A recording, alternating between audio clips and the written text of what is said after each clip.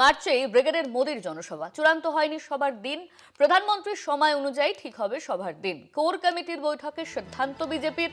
রথযাত্রার আগে না পরে হবে সভা তা এখনো নির্ভর করবে প্রধানমন্ত্রীর সময়সূচির উপর।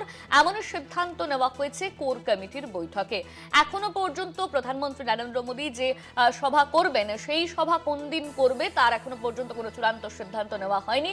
প্রধানমন্ত্রীর সময় অনুযায়ী সেই দিন ঠিক করা হবে বলে সূত্র মারফত খবর।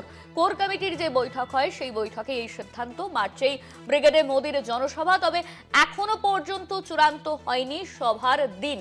মার্চেই ব্রিগেডের মোদির জনসভা।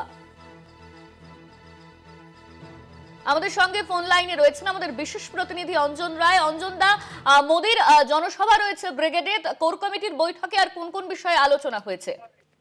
দেখো, মূল আলোচনা হয়েছে যে বিজেপি যে রথযাত্রা বার করবে বিভিন্ন জেলা থেকে, সেই রথযাত্রা শেষ হবে কলকাতা এবং সেখানেই চেষ্টা চলছে যে নরেন্দ্র মোদীকে ব্রিগেডে জনসভা নিয়ে আসার জন্য। সম্ভবত সেকেন্ড উইক কি থার্ড উইকে মার্চে ব্রিগেডে জনসভা হবে, অর্থাৎ ইলেকশন ঘোষণা হয়ে যাওয়ার পরই ব্রিগেডে জনসভা করবে রাজ্য বিজেপি এবং তাতে নরেন্দ্র মোদী উপস্থিত থাকবেন। কালকে কোর কমিটির বৈঠকে এটা সিদ্ধান্ত হয়েছে। আপাতত নরেন্দ্র মোদীকে কিছু ডেট পাঠানো হয়েছে। এবার প্রধানমন্ত্রী সচিবালয় কোন ডেট দেয় তার উপরই নির্ভর করবে যে সভা কবে হবে। এটাই আপাতত বিজেপি সূত্রে জানা গেছে। ধন্যবাদ। আমাদের সঙ্গে ফোন লাইনে ছিলেন আমাদের বিশেষ প্রতিনিধি অঞ্জন রায়।